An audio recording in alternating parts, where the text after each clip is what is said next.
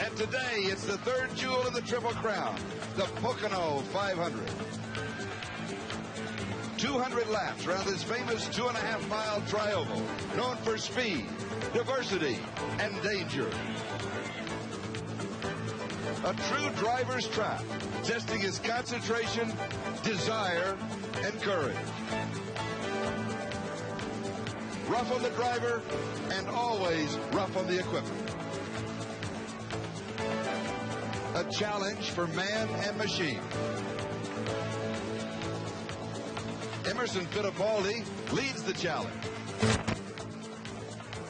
Rick Mears and Michael Andretti are the pursuers. We're in Pennsylvania, the Quaker state, for the Pocono 500.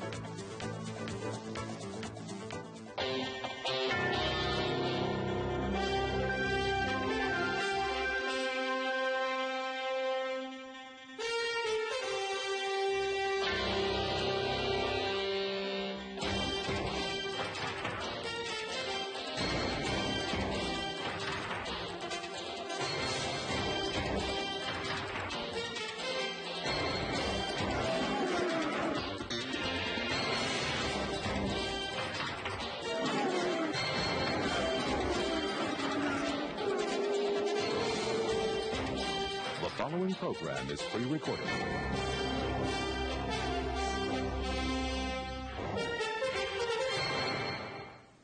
Welcome to the Pocono Racetrack. We're located just over 100 miles from downtown New York City, due west, and we're just over 100 miles northwest of the city of Philadelphia.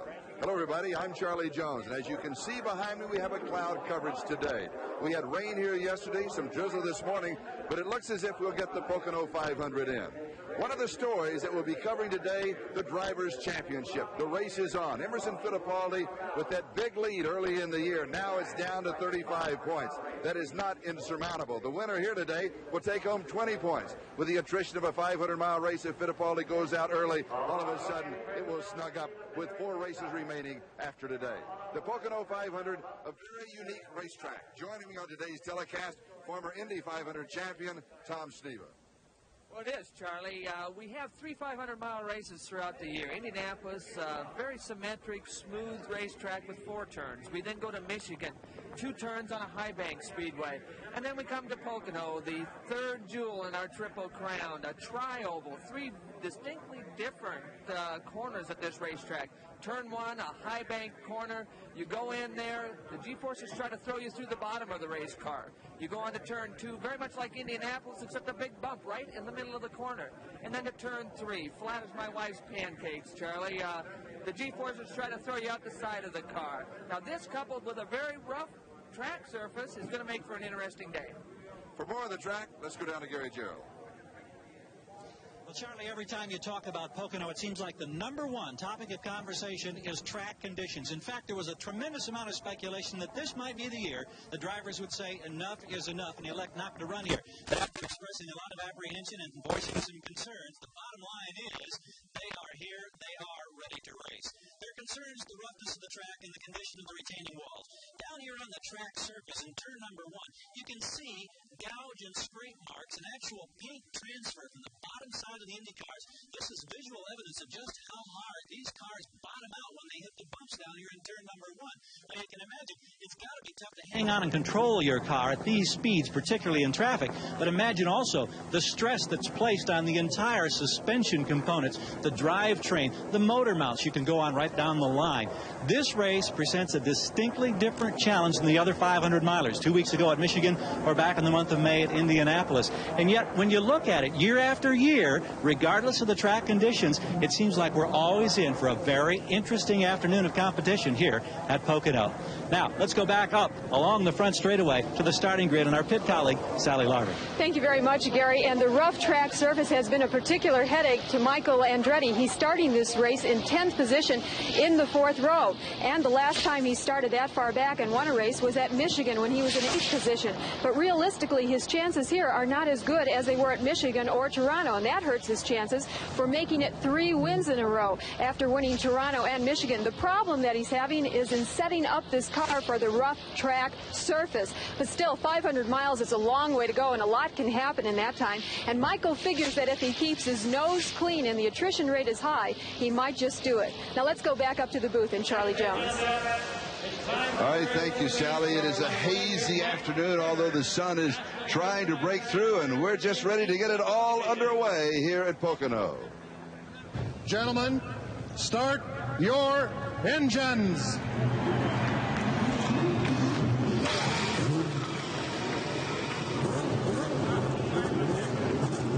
And now all 27 cars fire their engines. For the drivers, everything is magnified. The noise, the crowd, the speed, the roar of the engines, the smell of the exhaust fumes. It is all mingled in the senses of these 27 men as they are about to go 500 miles, 200 laps, 600 left-hand turns on the Trioval at Pocono as we go racing on a Sunday afternoon.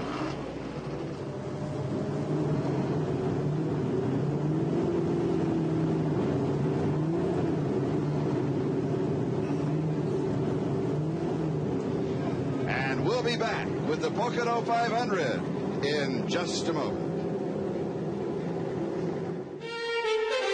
This is NBC's Sports World, and today it's brought to you by Budweiser, Beechwood aged for that clean, crisp taste. This Bud's for you.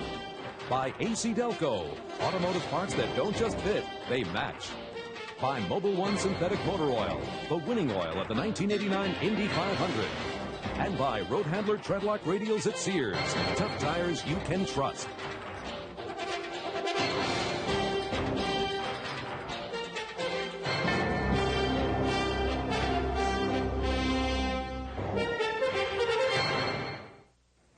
When was the last time you checked your kid's homework? Talked to his teachers.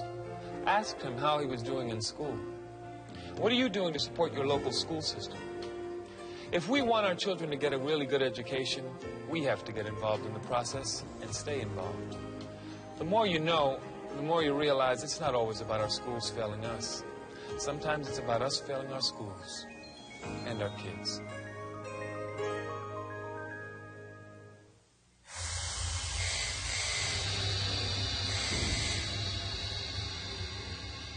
People in the National Guard and Reserve make up over 40% of our nation's combat-ready forces. It's a job that requires them to face some very big challenges.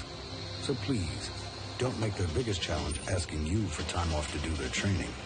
Sir Aldridge, you, got a minute? Be a hero. Give your employees the freedom to protect ours.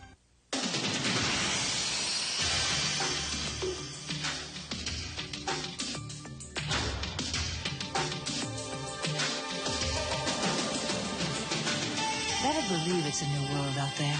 A bold new world. A world of movers and shakers. A world of difference. Because the world of sports has changed. We're changing our world. Discover a new world. We're back here at the Pocono 500 as the cars are awaiting the start of this 200-lap race over a 2.5-mile tri-oval. Here's a look at the starting grid. On the pole, Brazilian Emerson Fittipaldi. He shattered the track qualifying record by 7 miles an hour. In the middle, Rick Mears, 3-time winner of the Pocono 500. And outside row 1 from Italy, Teo Fabi, 8 top 10 finishes this season. Row 2 from Holland, Arie Luyendyk. This is his best start ever in a 500-mile race. 49-year-old Mario Andretti, 1986 Pocono 500 winner. And Randy Lewis. This is his best start in an IndyCar. Row 3, Danny Sullivan, defending IndyCar world champion. Al Unser Sr., he won here at Pocono in 1978, and that year became the only driver to ever win the Triple Crown of IndyCars.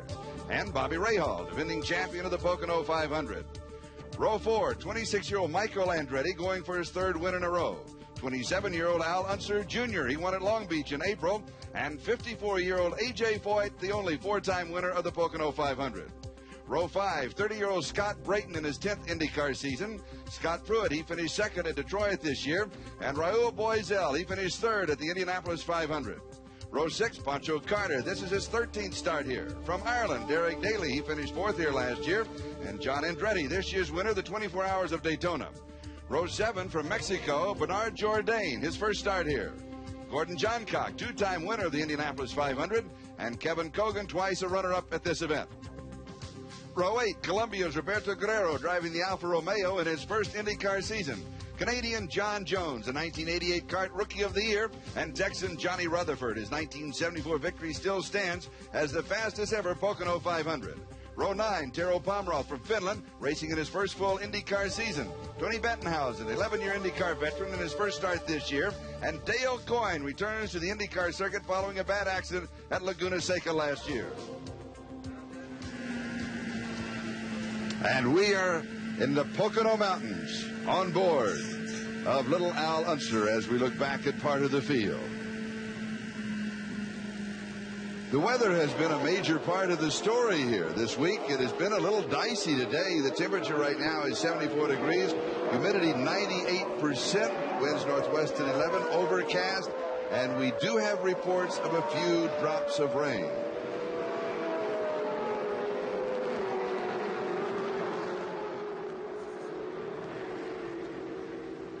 The purse, $650,000. The track, 2.5 miles. It's a tri-oval. The race, 500 miles.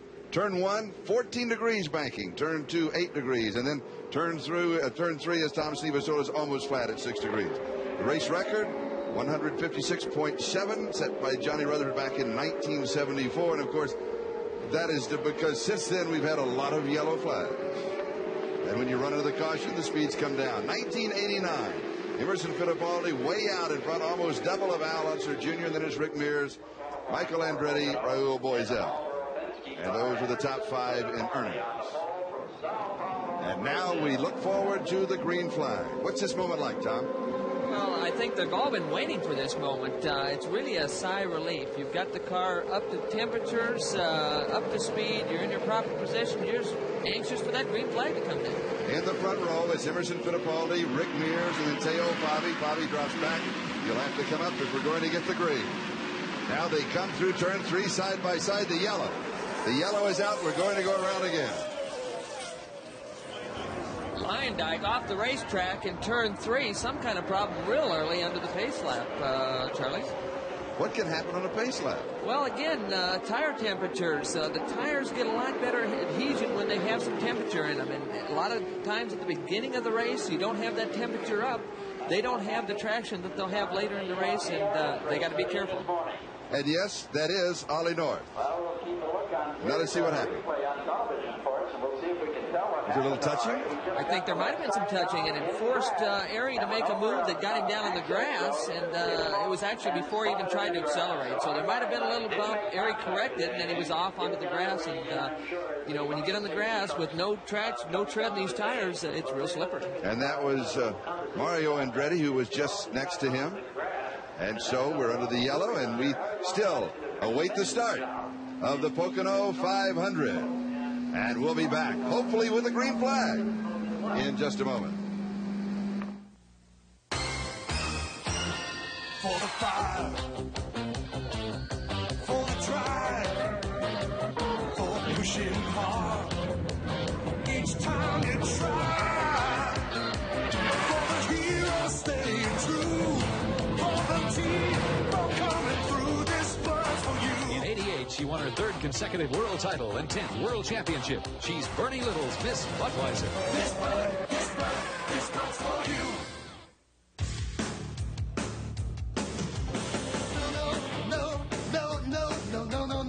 For almost 30 years, we've been delivering to you in 30 minutes or less, guaranteed. Sometimes we even arrive a little early. So next time, call us, because over 500,000 times tonight, we'll be driving home this hot, fresh fact.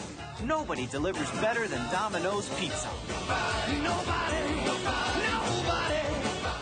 How hot can it get inside your car's engine? 570 degrees under extreme conditions. Take a leading motor oil. Take Mobil 1. Of course, Mobil 1 costs more. But under extreme conditions, when you see what can happen to conventional motor oil, it doesn't pay to play with fire. Mobil 1. Isn't your car worth the extra protection? Only one oil finished #1 at the 1989 Indy 500. Mobil 1, the choice of champions. You know, thrifty car rental is thrifty price for everyone. Well, Henry, this is a good deal. Sign it. It's an offer you can't refuse. Sign it. Why don't you get a larger car to entertain friends? Now I'll sign it.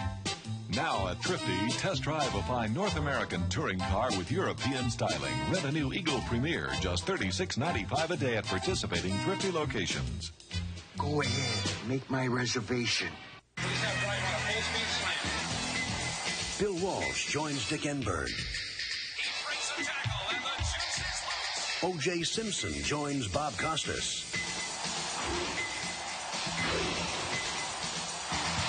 NBC football. It's a whole new ball game. We're back to the Pocono 500. It's known as an action track. We had action to spin in turn 3 before the green came out. Now the race has not started. Now you can start a road race on the yellow, but not a race on an oval track. Lyondike in and out of the pits. He then caught up, and the pace truck now has moved out in front, and we'll be looking for the start as Ari Lyondike inside on row 2 with Mario Andretti and Randy Lewis. It's Emerson Fittipaldi, Rick Mears, and Teo Fabi on the front row. And we look now for the green flag. They'll be getting their spurs dug in a little bit deeper right now, Charlie, trying to get a grip on this race car for the rodeo start that we're going to see right now. And the green flag is out in the race to the first turn. And it is Fittipaldi inside who has position. Mears now drops down below him. And Lyondike moves quickly into 4th place. And you look for something to happen in the first turn in Pocono, but so far everybody is safely through. It's a gutsy Fittipaldi, move. Mears, Fabi, and Lyondike, the first 4. Gutsy move on Lyondike. You know, you'd think you might test the car out a corner or two after you've been down in the grass, but he was gassing it right from the beginning. This is Rick Mears in 2nd place. Mears the winner here in 1982, 85, and 87, and Fittipaldi shedding a blistering opening pace.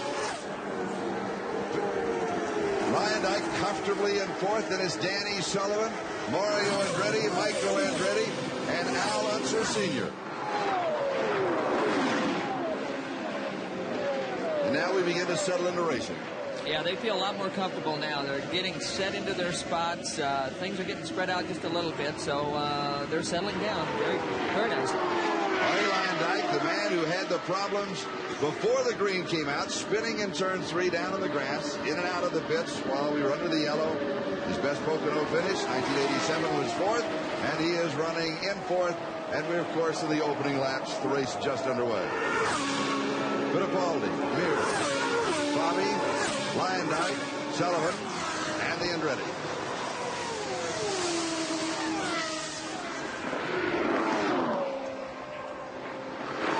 As we look down the front straight, it's 5 wide on the front straight, but it is bumpy down low. It really is. You can run wide. It's a wide racetrack, but the track gets real rough as you get towards the inside of the racetrack, and that's hard on equipment, so they'll try to avoid that as much as they can. It's 500 miles. And car number 5. That is Mario Andretti, and he is currently running 6th behind Fittipaldi, Mears, Fabi, Lyondike, and Sullivan.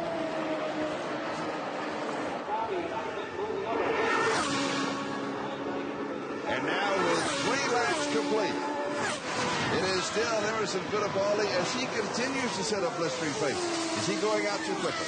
Well, I don't know. It must be comfortable for him because before the race he talked about finishing. He was very concerned about the points chase for this CART PPG World Series event. And so I'm surprised that he's got that kind of gap early in the race.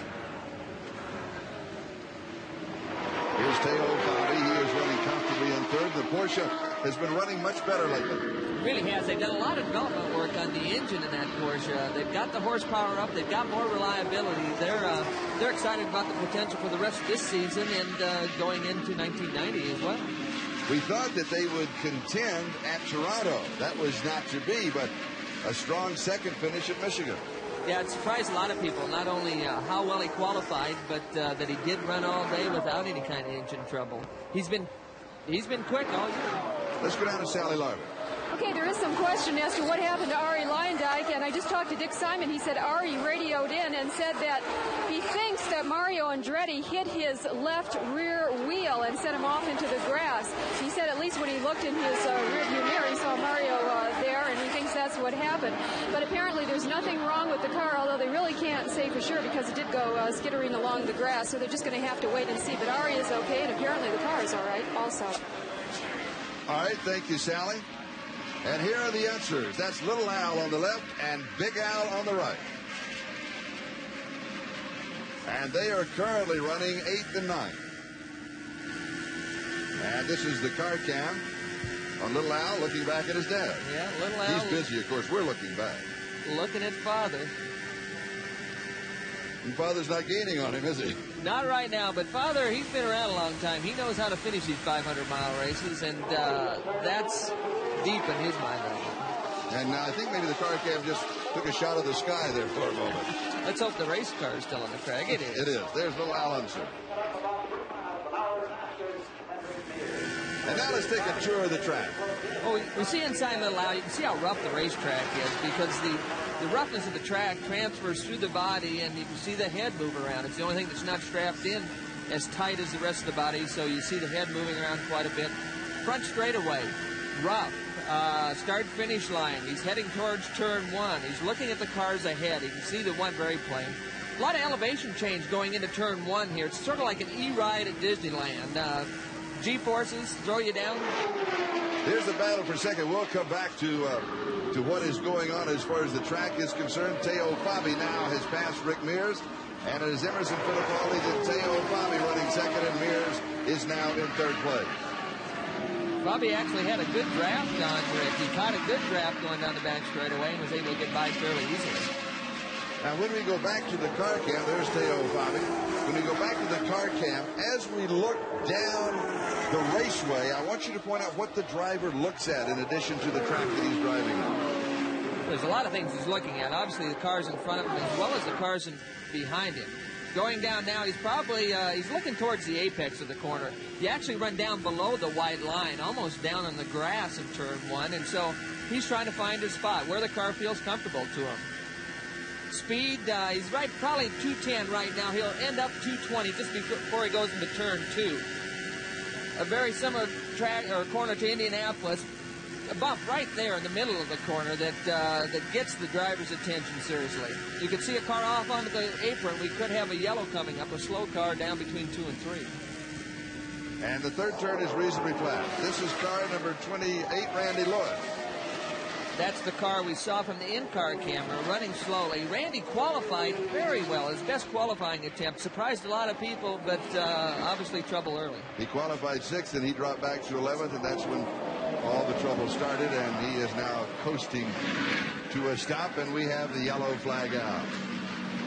Yellow flag is out at the Pocono 500. We'll be back with our coverage in just a moment. The product. The vehicles.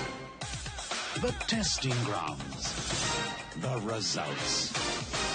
STP oil treatment is the edge. Ford, profiles in quality. Pride. When you get pride, you get quality. That's what I said back in '81. And today we still have that same pride. And from what we hear, a lot of people think we're doing a pretty good job. You can hear the quality. You can see the quality. You can feel the quality in the way it handles. Thanks. That's what happens at Ford, Mercury, and Lincoln when quality is job one. Who uses Valvoline motor oil?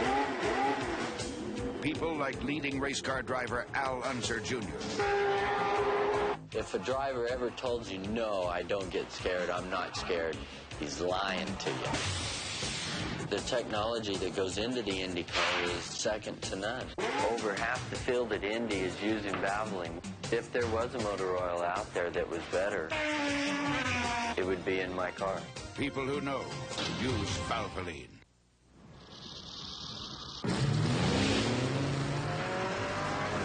Jeep Racing Team goes nowhere without Craftsman tools.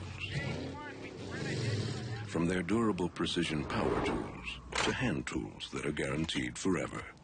So make sure it's a Craftsman, because you don't want to get stuck with anything else. Great low prices every day. Craftsman quality.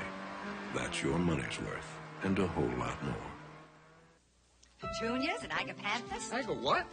Want to know any more? Ask Ace. That's what I do. Ace Glossman Hornet Sprayer Home Fogger, $169 each. Ace Waterproofing Sealer is just $6.49 a gallon. Hey, Ace is the place for me. We're back at Pocono. This is a Pace truck. Now, the last time that CART used a Pace truck was at Milwaukee. And the drivers all passed it. They thought it was a safety truck. And they had to change and go to a Pace car. But we have a Pace truck here. Very similar in color. And, you know, at this kind of speed you travel, sometimes you just can't tell the difference. And we'll reset the field. It's Emerson Fittipaldi, Teo Fabi, Rick Mears, Arie Luyendyk, Danny Sullivan, the top five. And now we look for the green. The green flag is out. And Fittipaldi again, very comfortably. Teo Fabi second, Rick Mears. And here comes Arie Luyendyk, continuing to pace himself in fourth place. And as we look down the straight, the cars kind of dive in and out. And Danny Sullivan makes a move. He did. Danny got by Arie, got a good jump on the restart, and was able to get by going into turn one. And so Danny Sullivan is now in fourth place. Arie hasn't given up on it, though. He's right there. He's hanging on. Will he want to get it back immediately, or do you want to set up Sullivan? It's early in a 500-mile race, but it's hard to tell what's going through their minds. You know, he could feel racy, or he could be using his head. It looks like he's using his head to do right now. What do you mean by feeling racy? Well, you know, when you haven't run up front that often, and you got a car that has the potential, sometimes you like to get it there because you're not sure how long you're going to be around. Is there a comfort zone for drivers?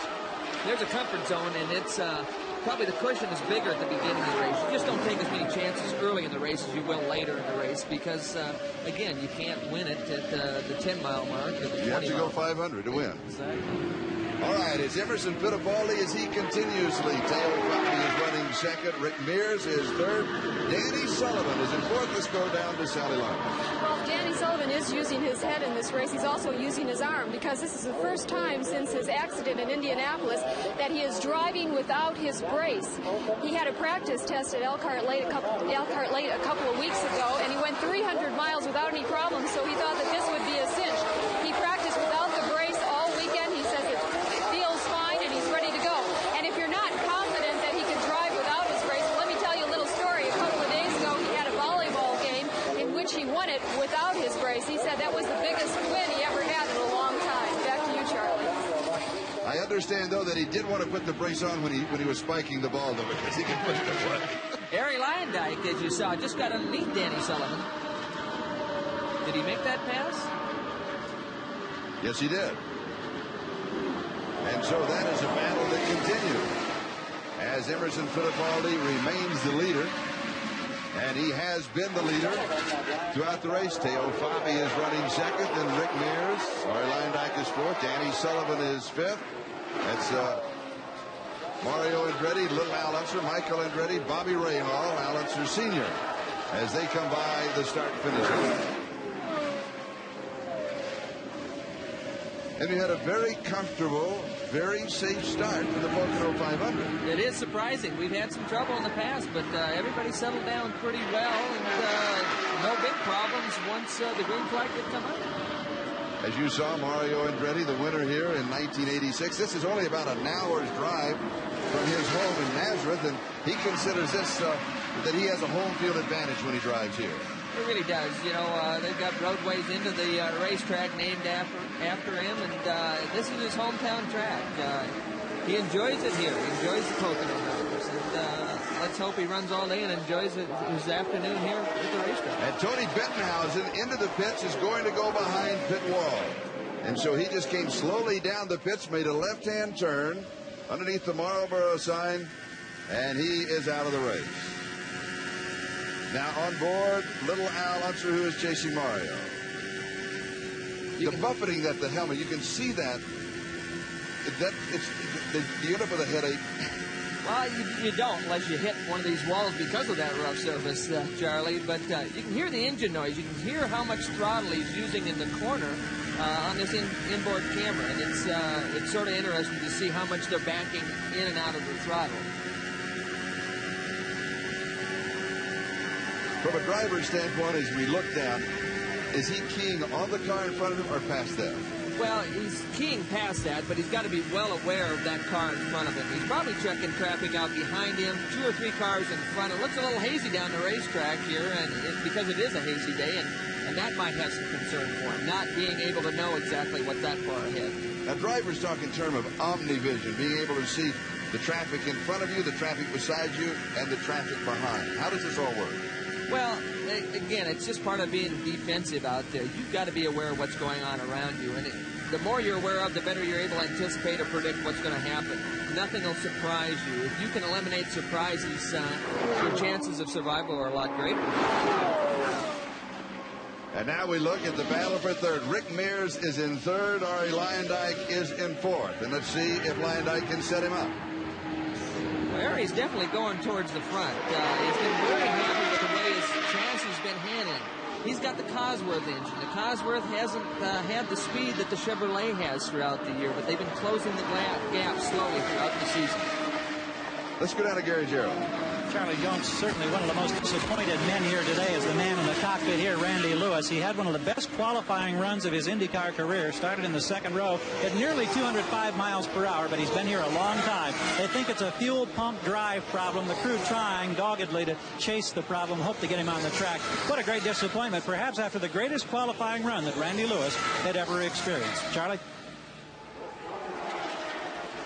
And this is the leader. Randy Lewis, by the way, has been in the pits for 7.5 minutes. It's Emerson Fittipaldi, Teo Fabi, Rick Mears, Arie Luyendyk, and Danny Sullivan, the top 5. Mario Andretti, Al Unser Jr., Michael Andretti, Bobby Rahal, and Al Unser rounding out the top 10. As we see Emmo already starting to lap some of the slower traffic out there. Kevin Kogan, he went by. Exactly. Big differences in speed in some of these cars. And when you run into the back markers of the lap traffic, that's part of the key to winning the race and how you handle that. Well, traffic is a key to running any racetrack. How you use it, how you anticipate it. You gotta anticipate what's going to happen before you get there. If you don't see it before you get to it, then it could slow you down tremendously. But right now, it's pretty clear sailing for him. Emerson Fittipaldi.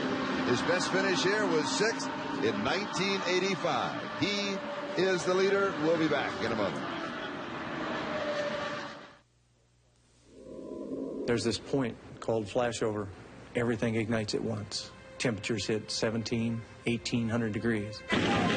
If your air pack screws up or something else gives out, you could have a problem. They say we're in love with our gear. I'd say we're obsessed. For over 75 years, people who've depended on their equipment and their vehicles have depended on us. Gates, the world's most trusted name in belts and hose.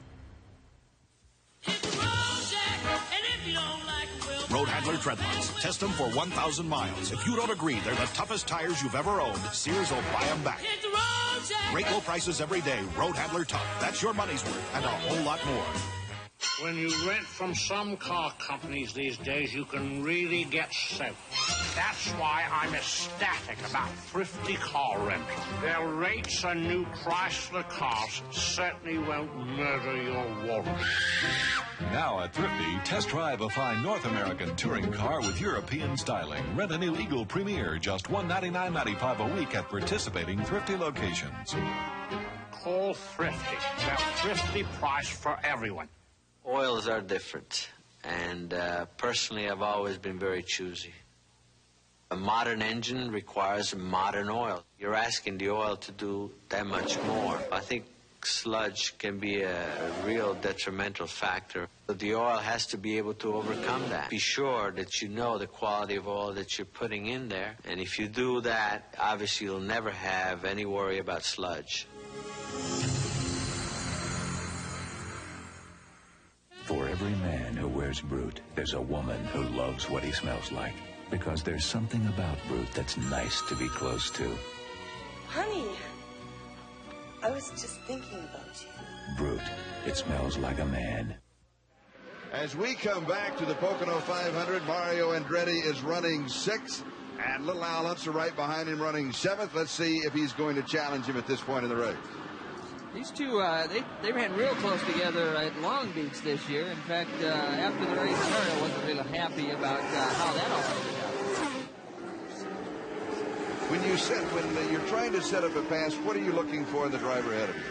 Well, number one, you got to evaluate the other car, how he stacks up, where you're stronger than he is, what corner, for instance, that you might be a little quicker than he is, and then like you see here, we got lap traffic. So Little Al's trying to figure out if he can use the lap traffic to try to maybe get a little bit of an advantage on there. The leader's speed on the last lap was 197.46 miles an hour. They're burning it up here at the Pocono 500. This is perfect for Little Al. Mario's caught slower traffic in turn 3. He's going to have to wait on him here a little bit before he can get around the car in front of him, and it's going to give Al a little bit of a run on Mario. Now, would he want to take him in turn 1? Is that the best place to take him? That's the best place to take him if he can get enough run on him. He's got a pretty good run on. Let's see. No, Mario dived down past the slower traffic quick, and that shut. Here it looks like the slower traffic could have held Al up, but he moved out of the way. They both got by fairly clean, but we got another car that could be a factor. And as we saw them come under the white line, now that is the line that the cars coming out of the pits must stay under, and also it's the line through the turn. Yeah, it makes it tough. The race line is actually right on the grass in turn 1s and turn 3, and coming out of the pits, slower traffic is a real problem because they're both looking at the same spot. One car's running 80 miles an hour, the other one's running 180 miles an hour. So it is still Emerson Fittipaldi, Teo Fabi, Rick Mears, Ari Lyon-Dyke, Danny Sullivan, Mario Andretti, Al Unser Jr., Michael Andretti, then Bobby Rahal, Pancho Carter, Al Unser Sr., and on down the line. We have 18 cars all running on the lead lap. We started with 27. If you notice the front of Little Al's car, he got a good run on him off of turn number 1. He's got the ground, he's uptight, he drops it down low. Mario tried to take up a little bit of the racetrack right there on him, but Little Al got by.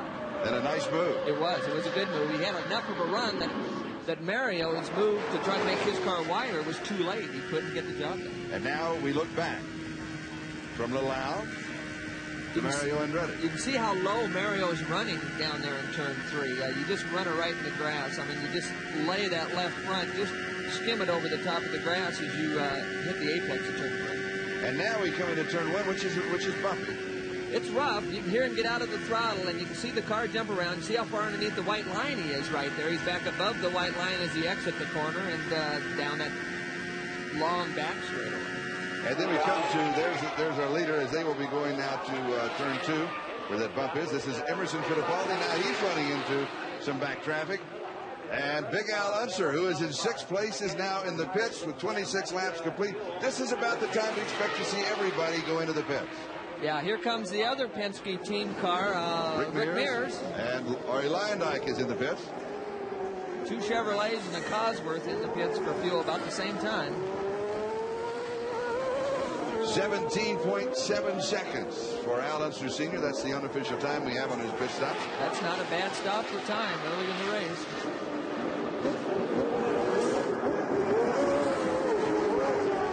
17.8 for Rick Mears. So they stay side by side as far as the time of the pit stop's concerned, and Ari Lyon-Dyke is out in just about the same time. Not any particularly large problem. Here's the leader, Emerson Fittipaldi. Emo's in, but you can see Ari gets sideways in the pit action. It's rough in the pits. Let's go down to Garrett. Well, it looks like routine on the first stop for Emerson Fittipaldi. It'll be fresh rubber all the way around. He sets calmly at the wheel as they make the changes, and they fuel up. 40 gallons of methanol going in, hitting the 12-second mark. Down off the jacks, he rolls in 14 seconds flat. They're happy here in the Patrick pit on their first pit stop in the Pocono 500, Charlie. And now to Danny Sullivan's pit. And basically the same situation. And he is out very quickly. From a driver's standpoint, what goes through your mind when you're in the pit under the green? Well, the first thing, when they tell you to go, when they drop the thing off the air jacks, you want to make sure you don't kill the engine. You can see Danny smoke the tires coming out. You don't want to stall the car, but you can't be too hard on the CV joints and stuff like that by spinning the tires. And it's something in between that. And now we go back on board with Al. Teo Fabi now coming into the pits. And now let's go down to Sally. And Teo Fabi makes the stop right on the mark. He won here in 1983. It was his first career event. He says that driving the ovals is not as challenging as the road courses, and he may have proved it at Michigan when he easily took second. Doesn't look to be any problem in this pit stop. They changed tires all the way around. Looks like they picked up a little debris next to the left front. The car's down off the jacks. He hesitates just a little bit as he goes out, and they push him out, and Teo Fabi is out on the track. And it was slow, almost 21 seconds. Here's little Al Upser. And so Fabi is the only one that's had any kind of problems at all. Everything else has been routine. Little Al might have killed the motor there. The red light was on. Yeah, they're pulling Little Al back. Yeah, so Little Al's got some problems. Bobby Rahal going out.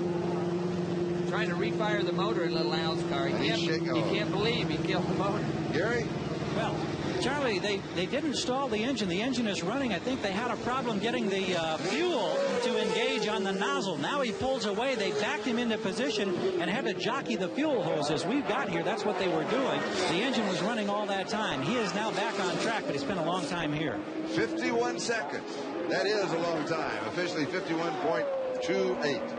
An eternity. Well, it is, especially under green flag stuff. We saw 2 weeks ago Michael Andretti had a lot of trouble in the pits, actually spun it out, but it was under the yellow. He didn't lose a whole lot of time. Mistakes under the green are serious. And there is Michael Andretti as he comes out. And so Teo Fabi and Little Al with the major problems in the pit, almost routine for all the other leaders. It was interesting. If we noticed Teo stop, he actually put sticker tires on, brand new tires that hadn't been scuffed. Everybody else is putting scuffed tires on, so it's why sticker tires? Though? Well, I'm not sure why. It's are they called sticker tires because they stick or because it has the price tag stuck on it? Because they still have the price tag on it. But anyway, with the radial tires, you can get away with that. They're so consistent that you don't have to worry about staggers changing and things like that. A few years ago, when we ran the bias ply tires, you didn't want to take a chance of putting brand new tires on because you weren't sure how they'd grow up and how they'd do once they got scuffed in.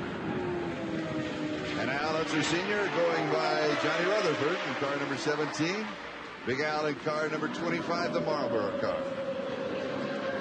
One of the two Marlboro cars in the race. And Emerson Fittipaldi, the leader in the other one. And right in front of him, that's Pancho Carter, the Hardy's car. And he's going to see if he can lap it. Just set him up, come down low, and easily take it. Yeah, easily. Pancho's quick in the corner, though. You see him follow him right down through the corner. Pancho's got that Cosworth, which isn't quite as strong down the straightaway as the Chevrolet, but Pancho usually gets the car handling well on these oval tracks and gets through the corner just as fast as him. And Emerson Fittipaldi back in the lead as he has led most of the race. Out of the lead momentarily when he was in the pits.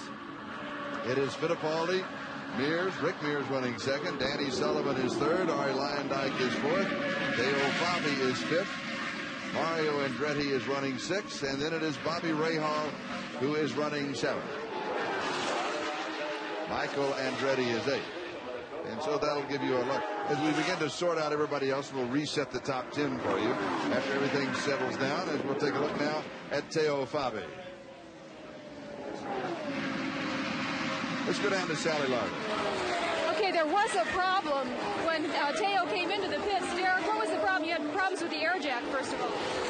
We're a little slow in going up on the air jack, but a real problem was we took a look at the rear end because Teo reported it was a vibration, so we just wanted to make sure. So that was really what took us a little bit longer. It dropped us down to fifth, but it's a long race, so, anything can happen. Little concern? No problems at the moment. Okay, thank you, Derek. Charlie? Thank you, Sally. And a good report, too. No concern. You want to, if there's a possibility of something wrong, find out right now. Fittipaldi, Mears, Sullivan, Lyondike, and Teo Fabi, the top five. We'll be back with our coverage of the Pocono 500 in a moment.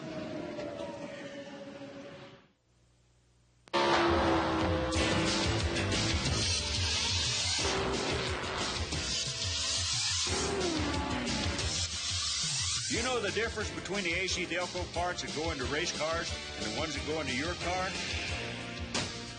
There isn't any. Precision AC Delco parts. They don't just fit, they match. If you want to win, run with a winner. Delco is the official battery of CART, the championship auto racing teams. keep a major city running smoothly? Atlanta does it with Quaker State Motor Oil.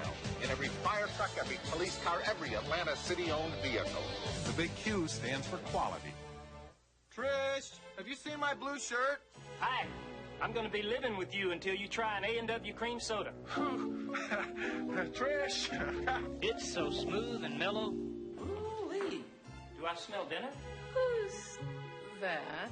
America, you have a choice. Try a regular or diet A&W cream soda.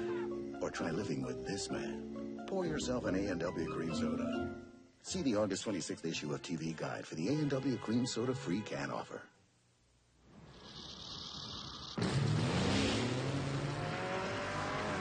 Jeep Racing Team goes nowhere without Craftsman tools.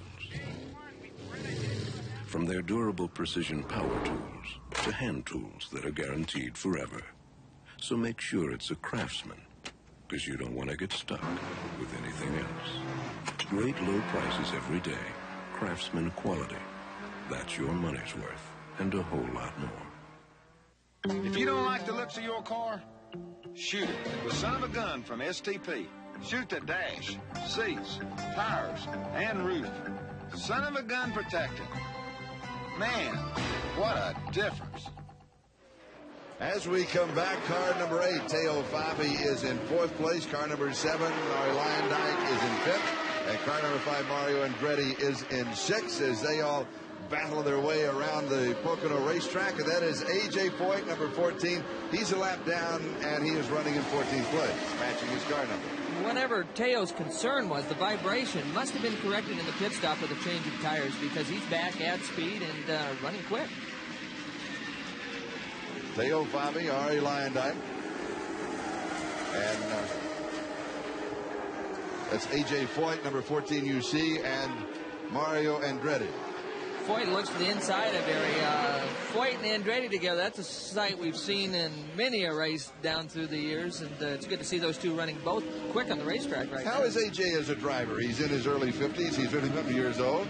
Some people said he ought to get off the racetrack. Is it the equipment? Is he just as fast as he ever was if the equipment was there? Well, he's still a good race driver. There's no question about that. The sport has gotten a little more sophisticated throughout the years, and it's tough for one man. He's used to doing everything himself.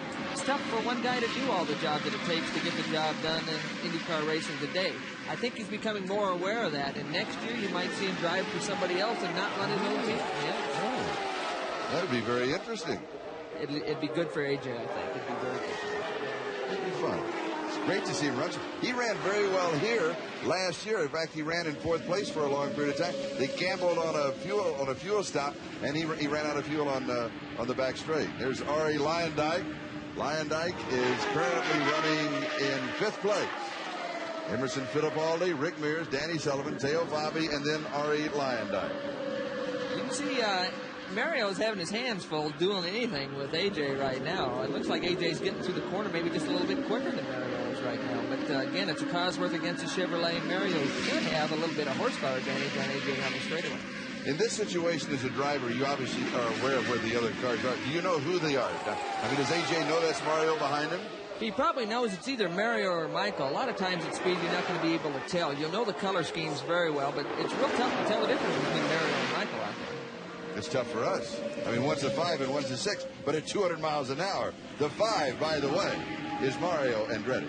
Mario just got held up a little bit by John Jones there down in the middle of turn 1 and 2. He lost a little bit of ground days there. And now let's see if he can make it back up.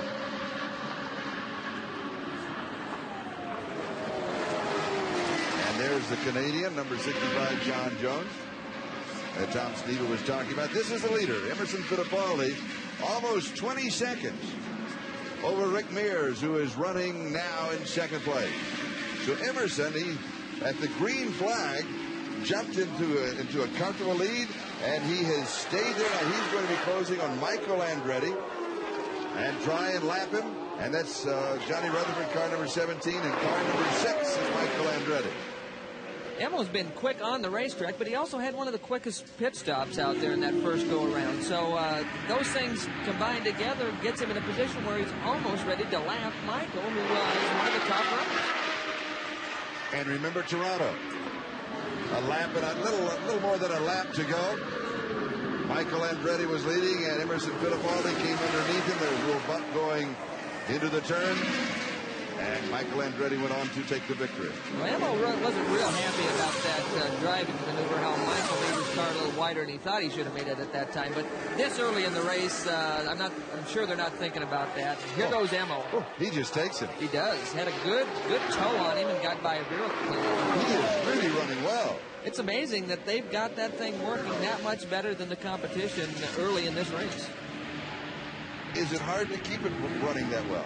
Well, some days it's hard, some days it's easy. You know, some days it just all falls together. If they don't have any problems, the chassis doesn't change. But this rough racetrack will cause things to change on that race car. So it's early. Emerson Fittipaldi leading Rick Mears. Three-time Indy 500 winner Rick Mears has established himself as an expert on ovals. So let's take a look at Rick and his amazing accomplishments on the track. For three-time IndyCar champion Rick Mears, the rise from the deserts of California off-road racing to the winner's circle of the Indianapolis 500 was lightning fast. Mine was one of those fairy tale stories, really. It went so quick. From the off-road racing, a year and a half of open wheel, being Super B, and then into an IndyCar. And then to only run the IndyCars for a year and a half with two other teams and get the opportunity with Penske. And then to go to Indianapolis my first year with Penske and sit on the front row, and then to win it the second. I mean, it's just incredible. Rick's shot to the top started as a go-kart racer in Bakersfield, California. By age 17, he had won 60-plus trophies racing motorcycles through the desert. He won an Ascot Buggy Championship before his 20th birthday. And then 3 years later, Mears was named Pikes Peak Rookie of the Year. In 1978, 26-year-old Rick Mears landed a dream ride with Penske Racing and won 3 races on his way to USAC rookie honors. The following year, he won his first Indy 500 and his first kart championship after only 2 seasons in the series.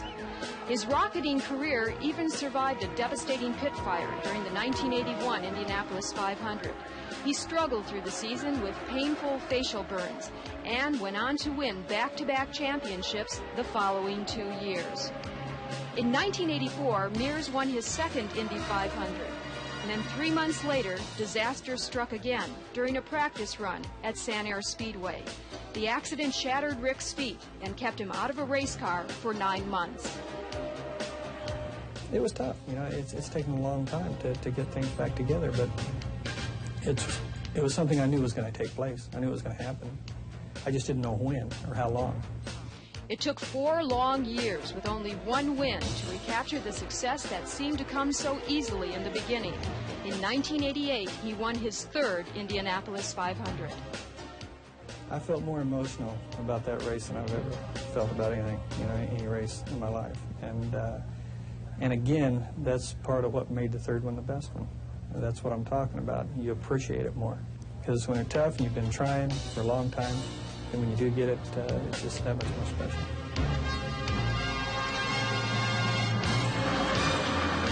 And his wife, Chris, as she looks on. Rick Mears driving the Pinsol's car. Is running in second. It's Emerson Fittipaldi, Rick Mears, Danny Sullivan, Teo Fabi, Arie Luyendyk, the top 5.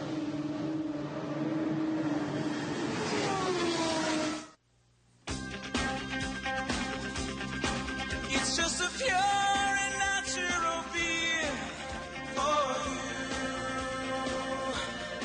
you. So icy cold, so crisp, so clear for you. The king of beer, so fresh, so true for you. You got the taste, this bug's for you.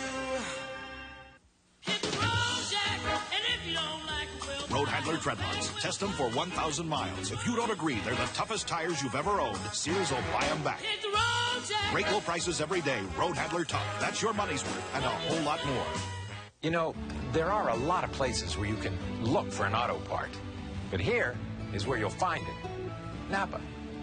We've got your part. In fact, we have more than 125,000 parts available. Napa has parts for imports and other hard-to-find parts, and at the right prices. So don't waste time looking anyplace else. Come to Napa first. We've got your part. You know, thrifty car rental is thrifty price for everyone. Well, Henry, this is a good deal. Sign it. It's enough or you can't refuse. Sign it. Why don't you get a larger car to entertain friends? Now I'll sign it. Now at Thrifty, test drive a fine North American touring car with European styling. Rent a new Eagle Premier, just $36.95 a day at participating Thrifty locations. Go ahead, make my reservation. I don't ask why, and I don't ask how, because I already know where. Right here. A 9-ounce can of Ace Lubie lubricant is only 88 cents, and a twin pack of combination locks is just $4.44. Hey, Ace is the place for me. Friday, it's a battle in the nation's capital when the Miami Dolphins take on the Washington Redskins. NBC football. It's a whole new ball game. There's a crash at turn 1. Looks like Lyondike. That's Ollie Lyondike. And he has come down to the retaining wall inside on the grass. The yellow, of course, is out. The rear wing is off the car. I can't see how much damage there is to the front of the vehicle. The Horton safety crew there immediately. He's moving around. That's a good sign. That is a good sign. That's the first thing you look for. Some kind of movement, but he's standing up, so I was worried about the front end of the car. He's standing up, so he can't be hurting down low too bad. It looked as if the front end of the car, he left it up at the wall when he came back down. Looks like it got both ends of the car pretty hard. I don't know if he got the inside wall after it was all over. Here It's it is, hard to tell. dragging the rear wing behind him there, and it falls off and flies into the air. He's heading towards the inside wall. Contact there right on the nose cone, but fortunately the speed was dragged off pretty good by that time. And if you didn't think we had some rain yesterday, that's water that's still in the infield. It's bouncing up and down as the yellow flag is out here at Pocono. The Pocono International Raceway is a trioval, finished shortly before the first 500-miler held here in 1971. It's given us many exciting moments. The dream of a new superspeedway for Indy cars became a reality in the Pocono Mountains of Pennsylvania in 1971. Ceremonial bricks from the famed brickyard known as Indianapolis were part of Pocono's front straightaway. And the great open-wheel drivers of the time, including Mark Donohue, came to challenge the demanding new facility. In later years, drivers like Foyt, Rutherford, Leonard, Sneva, and a pair of Unsers would add their names to the list of winners. From the beginning, high speed and the accompanying risk made Pocono International Raceway a showcase for excitement. In the Pocono 500 of 1978, a spinning Tom Bagley was clipped by Jim McElreath's machine without serious injury to either driver. Al Unser, who won at Indianapolis that year, went on to claim his second Pocono 500 triumph. As Pocono welcomed the 1980s and its second decade of existence, the speeds climbed into the 200-mile-per-hour category. The new technology of onboard cameras allowed us to get our first feel for the bumps and demands of the unique triangular circuit. Harsh winters took their toll on the racing surface, and the teeth-rattling bumps were very apparent, but the racing remained wheel-to-wheel and exciting. As the speeds climbed, so did the chances of trouble. In '85, Johnny Rutherford crashed heavily into the boilerplate bordering turn number 1. 3 years ago, Johnny Parsons Jr. and Dennis Firestone walked away from a frightening high-speed encounter.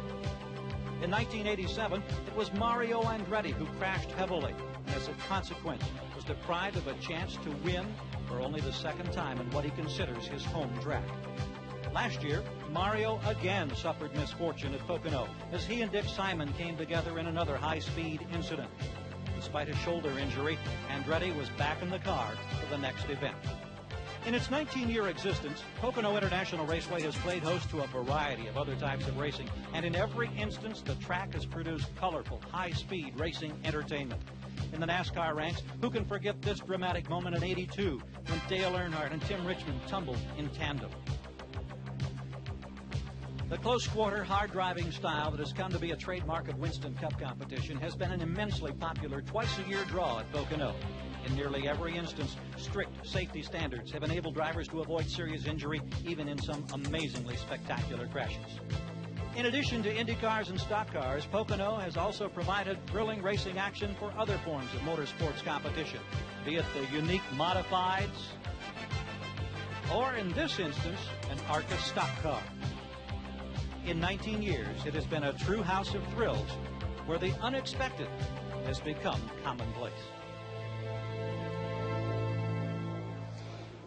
And moments ago, this was Arie Luyendyk under his own power. And, of course, they'll just double-check him over, take him to the infield hospital. Let's go back and see why he's limping just a little bit. And he comes in underneath, loses it on the grass. No, I'm sorry. Excuse me. This is the beginning of the race. Before the start of the race, the green flag, yes. Him and Mario looked like had some contact.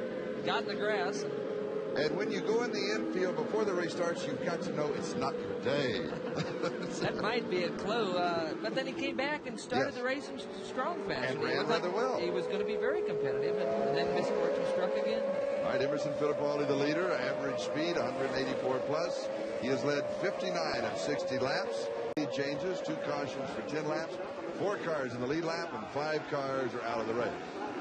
And now the green flag is out, and we're back to racing at the Pocono 500. And again, it is Emerson Fittipaldi who is going to set the pace for the rest of the field. Mears got caught way back through the pit stops. 10 cars back in the pack. He's trying to get through traffic. This is going to let Emmo get quite a jump on the start. And so it is Emerson Fittipaldi who is running first. Rick Mears back in the traffic is second. That is Teo Fabi who is running third. And Danny Sullivan is running fourth. And those are the 4 cars all on the lead lap. Is that Mario or Michael there? That's car number 6, and that is Michael Just Andretti. drove right by Emmo. He unlapping himself. Emmo's got a problem. And Teo Fabi, is it Fittipaldi that's slowing? Yes. Emmo, drastically slow. Something's wrong with that car. And everything has been working in his favor. But what we talked about at the top of the telecast, he's pointing at somebody. He's trying to indicate what he needs. Either the radio communication isn't working. He's trying to give hand signals to what the car might need. Right rear looks like it's tires low. Flat, yeah. But the winner of this race will get 20 points. Second place is 16. That's in the driver's race. It goes all the way down to 1. Let's go to Gary Gerald. I'll tie up that point in a moment. Charlie, we're slightly out of breath as we ran from the long end of the pit, but we see that they've made rubber changes all the way around. The car, however, still on the jacks. No refueling. They understand the right rear was flat, and it may be because of a suspension part. Their crew is working hard back there, and they want him to shut the engine down. No, they've come off the jacks. He hasn't shut it down. Now he's going to. I think this is a very serious problem for Emerson Fittipaldi, and I got to believe that it relates to the suspension on the right rear side. That's where the attention is now. The car has been shut off. The visor is up on Emmo, and this could be a disastrous break for the man who has dominated this race. Charlie? And as far as the point standings are concerned, if he is not in the top 20, of course, he will receive no points at all. And that means that Rick Mears could pick up 20 points. And if he picks up a lead or the most lead laps, that's another point. He can pick up 21 points. Suddenly the margin is 14, 4 races to go. And it's still anybody's ballgame for the driving championship. Well, it is, Charlie, but the suspension problem that they're having back there is something that put them out of the race at Michigan last week. It caused Rick Mears to not be able to finish the race with the leader. So the suspension problem they're having on the Penske cars should be a concern to the Penske team at this time, because that's the only cars left that are similar to what Emmo's got. And so Rick Mears is now leading the Pocono 500. Mears won here in 1982, 1985, 1987, all odd-numbered years. This is 89, in case you're superstitious. But what's going to happen now is they'll radio to Rick exactly what's happening to Emmo as soon as they know for sure. And this is tough on a driver to know that mechanical problems, suspension problems may be of some concern to Emmo. When you're driving a light car and you had the problem in the last race, it works on your mind. And they continue to work on the car, number 20, the Marlboro car of Emerson Fittipaldi. This is the Pocono 500. A dramatic change of events. Rick Mears, Teo Fabi, Danny Sullivan, Michael Andretti, Mario Andretti, and the rest of the top 10. For every man who wears Brute, there's a woman who loves what he smells like. Because there's something about Brute that's nice to be close to. Honey, I was just thinking about you. Brute. It smells like a man. Budweiser presents Tommy. The Who, live from Los Angeles. August 24th, the rock and roll event of a lifetime. The Who and the King of Beers, celebrating 25 years of rock and roll on one historic night. Tommy. Budweiser presents The Who. Tommy, live. This Bud's for you. There's a motor oil that talks about quality. Always has, always will. Well, Valvoline makes the highest quality motor oil recommended by any automobile manufacturer. Oh yeah, unlike the competition, Valvoline also makes the motor oil used by 7 out of 10 Indy 500 crew chiefs.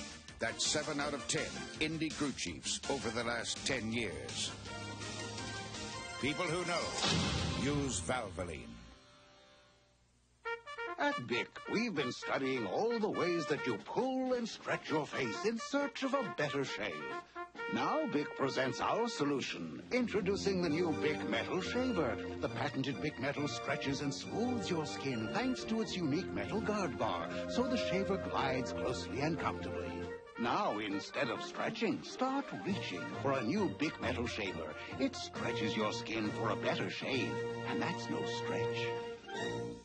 They said this concrete would last for years. Now it has expensive water damage. Why? Even concrete needs the protection of Thompson's Water Seal. It penetrates to protect wood, brick, and concrete from water damage. Thompson's the first name and lasting protection. We come back to the Pocono 500. Rick Mears is leading, and Teo Fabi is challenging him. He is sitting right in his mirror. He is. He's right there. Fabi and that Porsche, they've got their act together right now. Slower traffic, though, is causing him some trouble. That's Rick's teammate, it looks like, Al Unser.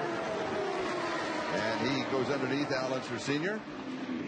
That's a short straightaway to be able to get by that fast a car so easily. So Fabi's got it hooked up. Let's go down to Sally. Ari Leindyke just came out of the Horton unit. You seem to be okay. I understand you have a cut on the knee. What happened, Ari? Well, I was having trouble with the car. After the first pit stop, the car was really loose on me, and I was slowing down and slowing down. I think it was had something to do with the little thing I had with Mario before the start. What was that thing with Mario you had at the Well, I had to check with my pit to see if something actually, because I thought something had broken on the car, and then I said, well, maybe you should check with Mario and see if we hit, because all of a sudden the steering wheel was knocked out of my hand. I was going into the grass, and so I think that changed the camber on the car, which made the car real nervous going into the corners, and I think that's just what caught me out there following another car. It's too bad because you had high hopes for today, didn't you? Well, yeah, the car was really good all weekend. I have to say the Simon crew did a fantastic job on setting it up again, and I was hoping to do well for our team and for Provimi Field, for everybody involved, and too bad it ended like this, but I'm glad I'm not in the same shape as I was last year. And leg is going to be okay. Thanks very much, Ari. Now let's go to Gary. And we have a black flag on number 2, Little Al Unser in the pit, spray coming from his car. He was in 5th place. Meanwhile, on the racetrack, Fabi again closes on Rick Mears. And it is Rick Mears and Teo Fabi, the battle for the lead.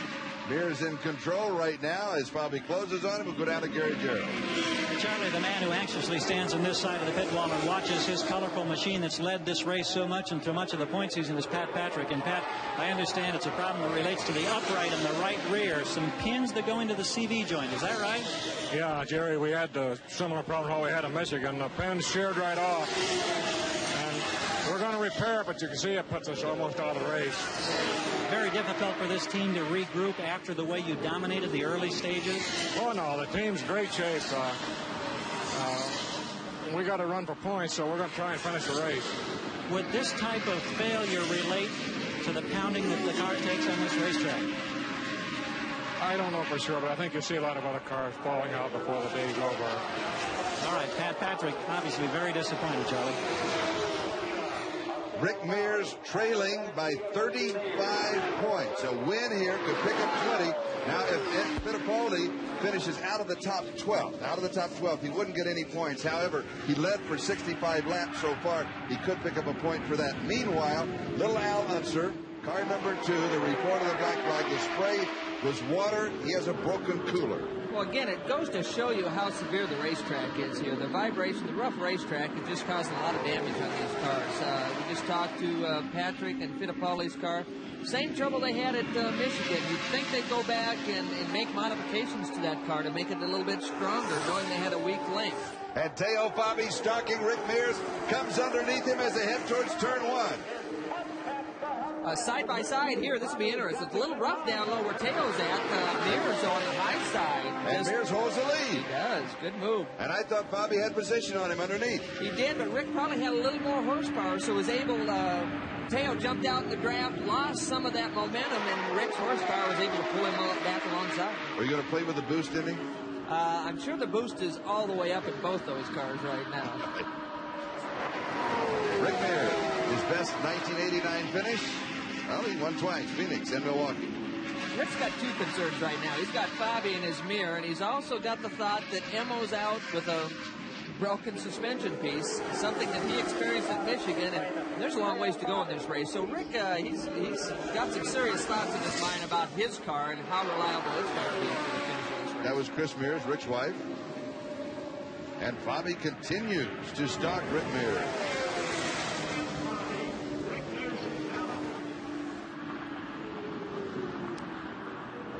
Teo's able to close the gap back up. Teo's getting through the corners a little bit better. Rick's probably just a little bit quicker. We got slower traffic in front. Rick drops down low, and Teo goes right with him.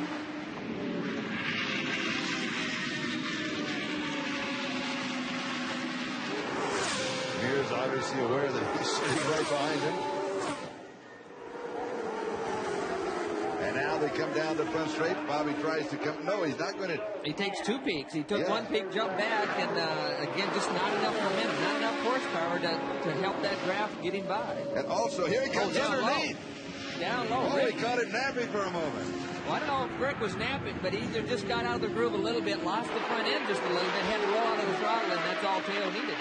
And he sat right underneath you. We expected to make that move going into one, and he got him coming out. Now he runs. Is that A.J. Foyt out in front of him? Is he runs into some lap traffic? No, that's Johnny Rutherford. That's Rutherford in car number 17. Now, I don't know if Rick's just cooling it now. He probably doesn't want to abuse his car. He's probably trying to save it for the end. He knew Teo was fast and didn't want a problem this early in the race. And we have a lot of racing still to go. And Teo Fabi is the leader with Rick Mears running second, and then is Danny Sullivan, Michael Andretti, Mario Andretti, Bobby Rahal, Pancho Carter, Scott Pruitt, Raul Boisel, A.J. Foyt is running 10. Ford profiles in quality, reliability. The quality of today's Fords, Lincolns, and Mercurys is no accident. It's engineered into every car and truck we build. We bump before you bump. We open and close. We brake, we shake, we get in and get out. We freeze, we start. When your goal is to build the highest quality cars and trucks in the world, you don't do it any other way. At Ford, Mercury, and Lincoln, quality is job one. Road Handler Dreadlocks. Test them for 1,000 miles. If you don't agree they're the toughest tires you've ever owned, Sears will buy them back. Great low prices every day. Road Handler Tough. That's your money's worth and a whole lot more. From Rocky Mountain snow to Florida sun, Quaker State engines don't know when to quit. Mine's pushing 250,000 miles. Quaker State engines run strong and run long. 95,000 miles and no problem. Quaker State is quality engineered to exceed every single car maker's U.S. requirements for maximum engine protection. This car's new. I'd be stupid not to use Quaker State. Quaker State engines don't know when to quit. The big Q stands for quality. Always has, always will. As we come back to the Pocono 500, this is the battle for 6th place. Car number 18, the Craco car, that's Bobby Rahal. And behind him, car number 29, Hardy's car. That is the car of Pancho Carter. Yeah, Pancho's got a good run going for him. He ran real strong in Michigan. Wasn't able to finish with some kind of mechanical problem. But it's sort of the Mod 1 Cosworth against the Mod 2 Cosworth, these two cars. Rahal's got the newer version Cosworth, supposed to have a little more horsepower. Pancho obviously has his car working well, and he's able to run with a year-older engine combination package. And put the pressure on Bobby. And Pancho Carter has been working well. He started back in 16th place, and he has quietly worked his way up, and now is going to battle Bobby Rahal for 6th place. Rick Mears, Teo Fabi, Danny Sullivan, Michael Andretti, Mario Andretti, and then this battle, Bobby Rahal and Pancho Carter. Pancho actually didn't qualify as good as he should have. He actually blew the motor partway through his qualifying lap, or he would have qualified a little bit better than that 16th spot. But again, they've got the package working now, and he's putting the pressure on Bobby. And you see, just going out of the picture, car number 8, and that is Teo Fabi, and there's Pancho the down underneath. low. Bobby hasn't given it up yet, though. Pancho's giving him plenty of room underneath. Pancho's able to get back in the throttle a little quicker than Bobby coming off that corner. Let's see what horsepower does down the back straightaway. And it looks as if it's going to go to Bobby Rahal. Carter now goes underneath him again. He's trying. He'll get him sooner or later, but it's hard to beat horsepower, and Pancho's just going to have to work on him a little bit harder. Is there any other spot that he can take him on the racetrack besides turn 1? Well, I think there is. He'll close up the gap, both in turn 2 and 3. But, you know, Pancho's got that figured out now. We'll have to ride around with him a few laps and see if we can see where Pancho might have another advantage on him. But Pancho's got him sized up. Bobby knows where he's a little weaker than Pancho. And then behind that, we've got Sullivan sneaking into this picture. So it could be interesting. Those two fighting for each other, and then Sullivan fighting for position on the racetrack. Danny Sullivan is currently a lap ahead, so he will try to put them both another lap down. As Danny Sullivan is running in 3rd. With Rick Mears the leader, Teo Fabi 2nd, Danny Sullivan 3rd. And the battle continues for 6th between Bobby Rahal and Pancho Carter. What's interesting about the picture, with Danny running in the 3rd spot in that group, it doesn't look like Danny's getting through the corner any quicker than those two, but he's probably got a pretty good advantage down the straightaway between those two positive cars. A good crowd on hand here for the Pocono 500. In case you joined us late, we had rain all day yesterday, some rain this morning. And we looked at one point, we wondered if we would get it in. And boy, the sun has come out and the skies are clearing and the haze is lifting. It's a great day for racing, but not a good day for A.J. Foyt. He had his troubles earlier. For a report, let's go down to Gary Jury. AJ, what happens to be the problem that puts you out of this Pocono race that you won so many times in the past? Well, I know that. It just seemed like we had electrical problems, same as we had at the beginning of the year.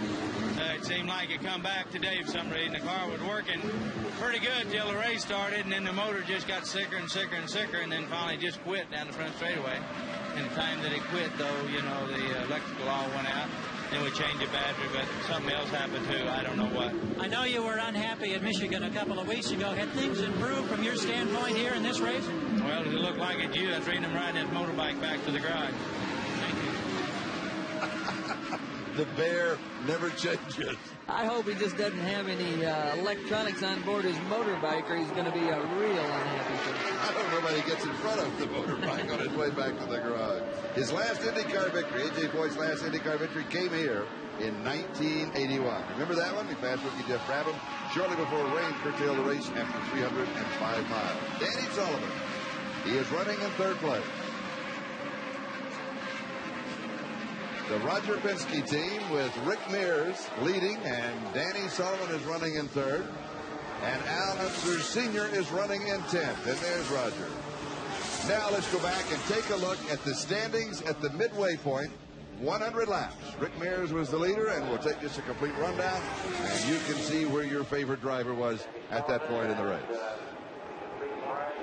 100 laps, of course, a total of 250 miles. The halfway point.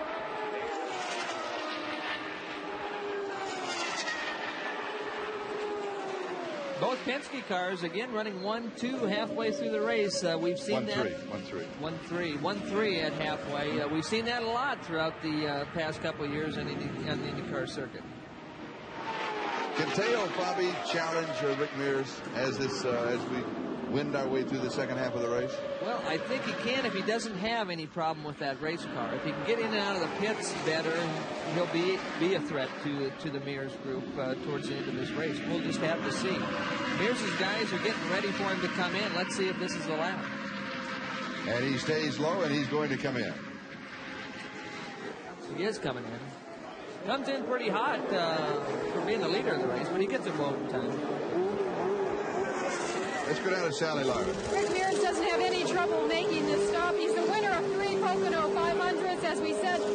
a must-win for him if he's going to beat Emerson Fittipaldi in the national championship. Apparently, he's having some problems with his rear wing. They just changed the wicker bill on the rear wing, but no problem getting the fuel in. Apparently, a fast pit stop for Rick Mears. And Teo Fabi is now the leader. And, of course, he still has this pit stop to come in. But we'll take a timeout. We'll return to the Pocono 500 in a moment. There's this point called flashover. Everything ignites at once. Temperatures hit 1,800 degrees. If your air pack screws up or something else gives out, you could have a problem. They say we're in love with our gear. I'd say we're obsessed. For over 75 years, people who've depended on their equipment and their vehicles have depended on us. Gates, the world's most trusted name in belts and hose. The product. The vehicles. The testing grounds. The results. STP oil treatment is the edge. Calm before the storm. The driver introduction will be on.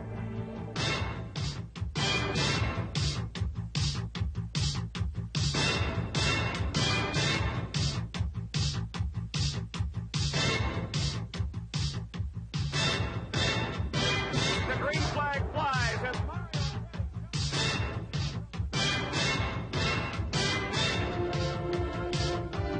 Brought to you by CART and the IndyCar drivers. Teo Fabi, the leader of the Pocono 500, is coming into the pit. He's in hot. He locked up a tire and got the car a little sideways getting into the pits, Charlie. Again, he's locking up. Yes. Both fronts. He missed his pit. He missed his pit. He's missed his pit. Is he going back? No, they're going to pull him back, Charlie. They're going to pull him back. And this all relates to the problem that he has been having. He might not have any rear brakes, and that makes the fronts dominant. It locks up with just a little bit of pressure, and it's he could get a lap down. This could be tough for this team. And meanwhile, Danny Sullivan has the lead. And Sullivan upper right, and of course Teo Fabi lower left. And this will put Teo a lap down. But Sullivan's coming into the pits. Sullivan's going to come in, and so it's not going to put Teo a lap down unless he can do a quick stop and get in and out and pass him in the pits. Well, I think Teo will get out quicker, and I think he's running quicker on the racetrack, but unfortunate situation for the Porsche team. But still, Teo Fabi is, he's got some problems. He had the motor killed for a minute. Now he's got it fired. He's off, but so's Danny. So is Danny Sullivan. It'll be a drag race down the pit lane. Sullivan, 16.5 seconds, 56 seconds for Teo Fabi, a 40-second spread. Danny had a head of steam on Fabi coming out of the pits and got by. And it's legal to pass down the pits. It's legal to pass in the pits, but I don't know if they were by the blend line. Once they get by the blend line, then you've got to follow each other out of the pits.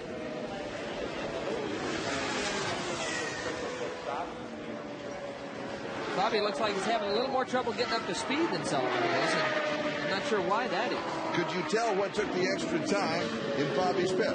I'm not sure. It acted like he actually killed the car. He might have been low enough on fuel, and they didn't get it pulled back to his fuel holes quick enough, and it might have ran out of fuel while they were trying to pull it back to its station.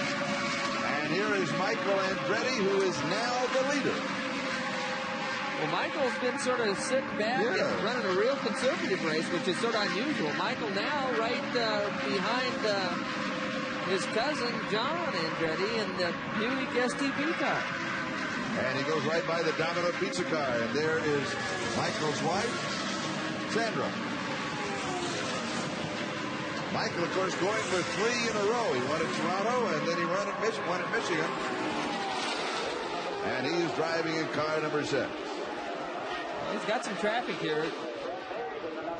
Mears right behind Michael. Michael gets sawed off a little bit by Scotty Brayton, but Brayton goes high and he finally gets by. And here's the 6th car, Michael Andretti. His best finish here last year, 1987, 2 years ago, when he finished 8th. And the entire Andretti family had problems here last year. Because Michael went out, I believe, with engine problem, and his dad went to the wall, and also his cousin went into the wall. A couple of years ago, Michael crashed in a helicopter trying to get to the race, so the Poconos haven't been real kind to Michael. That home field advantage of living about an hour away really hasn't paid off, has it? It hasn't. Here comes Mears, though. Mears has got him chased down. Again, slower traffic. It's John Andretti in front of him.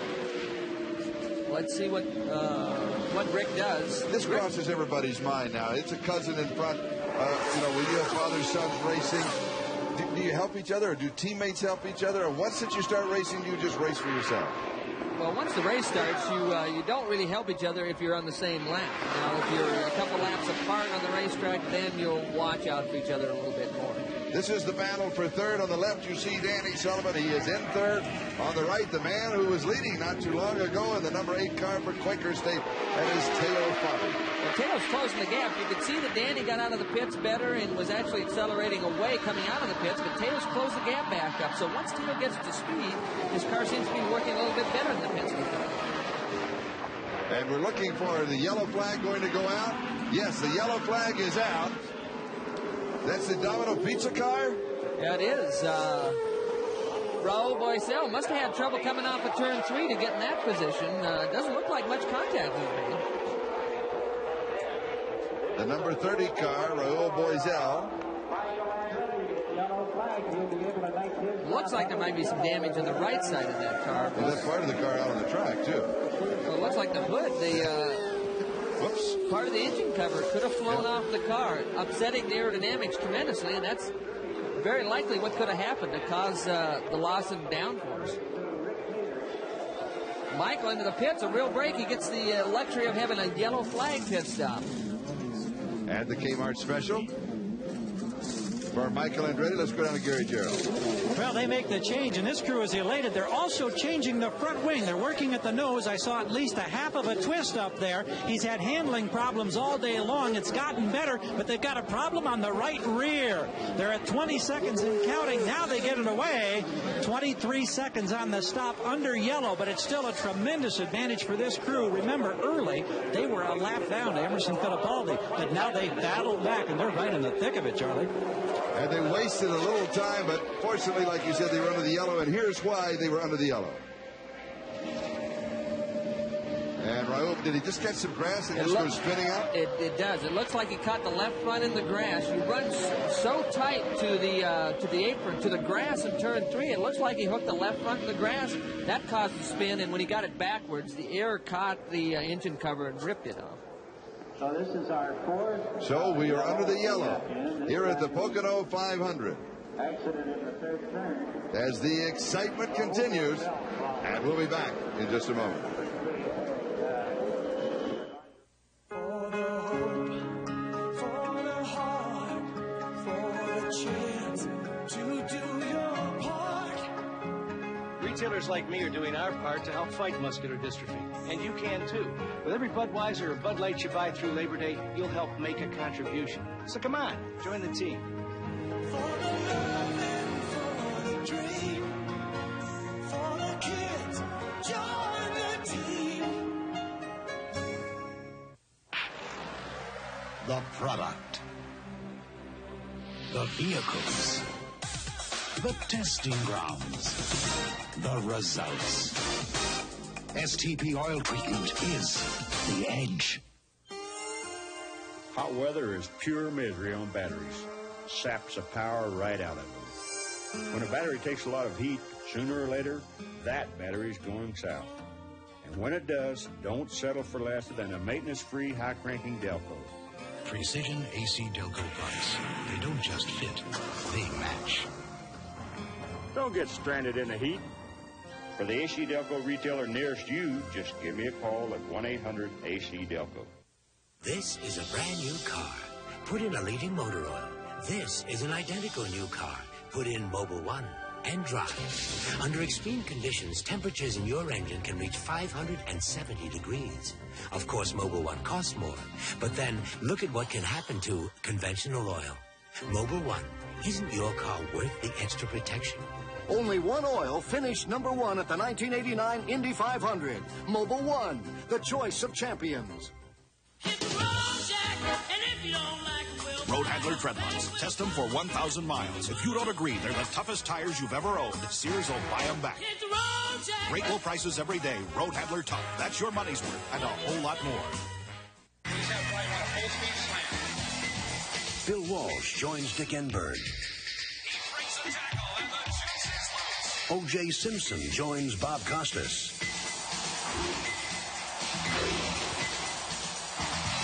NBC football. It's a whole new ball game. Here is the race summary after 390 miles were complete. The leader was Michael Andretti. The average speed almost 169 miles an hour. He has led for 11 of 156 laps, 12 lead changes, 5 cautions for 26 laps, 4 cars on the lead lap, 8 cars out of the race, and that was the summary after 390 miles of racing. Here are the current standings. Michael Andretti, Danny Sullivan, Rick Mears, Teo Fabi, Mario Andretti in the top 5. And the green flag is out, and we go back to racing at Pocono. We got all 3 Andrettis together at the racetrack right here. John Andretti in the Buick still up front. And that is Mario Andretti coming underneath Michael, and he can unlap himself, and he does. He is now he's in 5th place, but he is on the same lap with the leaders if he can hold it. Look at Michael, though. He doesn't give up on him. Side by side. That's confidence in each other there. Son on the left, father on the right. Who knows best? Mario on the inside. Justice is served. He's on the same lap. The youngster Michael is leading the race. He is. Mario's on the same lap. I think Michael's been a little quicker up to this point. Let's see if Mario's got his car straightened around where he can stay on that lead lap. One of the other stories that we are following, of course, is Emerson Fittipaldi. 35-point lead in the driver's race. He was out with a right rear suspension, has come back, and is running. He is 20 laps down. Now, why is he running? Because if he finishes in the top 12, he will pick up at least 1 point. If he finishes in the top 11, 2 points. Top 10, 3 points. And all those points are going to add up. Every point is important. And Big Al beat Little Al by only 1 point for the championship back in 1985. There's 4 or 5 races to go, and every point is real important, and that's why they're out. Yes, yes. 4 races after this. Michael Andretti going for his 3rd victory. Rick Mears has taken over 2nd place. Mears has passed Danny Sullivan. So Mears is in 2nd. He is now chasing Michael Andretti. So on the lead lap, it is Michael Andretti leading. Rick Mears is 2nd. Danny Sullivan is 3rd. Teo Fabi is 4th. And Mario Andretti is 5th. 5 cars on the lead lap of the Pocono 500. Good racing today. It really is. This many cars on the lead lap this late, it's going to make for an exciting finish track.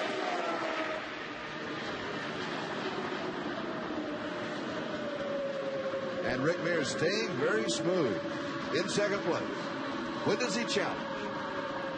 Well, it's getting to the point where he's hoping he can close the gap on Michael right now. They'll be giving him times, intervals from the pits. They'll be letting him know how he's doing on that gap. And he is trailing just under 2.5 seconds between Michael Andretti and Rick Mears. We're trying, as Tom Stevens said, close that down, and then set him up and see if he can take it.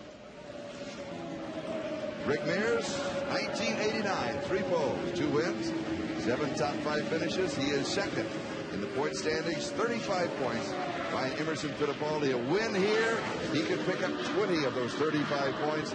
And if he picks up enough laps to lead, he needs 3 more to take over the lead for that 1 point that remains. Emerson Fittipaldi led for 65 laps. If Mears can get back in front and can lead for 3 laps, that's an extra point. So that will close down that driver's race even more. Pins-all number 4, the yellow car for Rick Mears, driving for Roger Penske. Looks like he's closing. He is. He's down to 1.62 seconds. And so the race is beginning to close up between Michael Andretti and Rick Mears. We'll be back in a moment.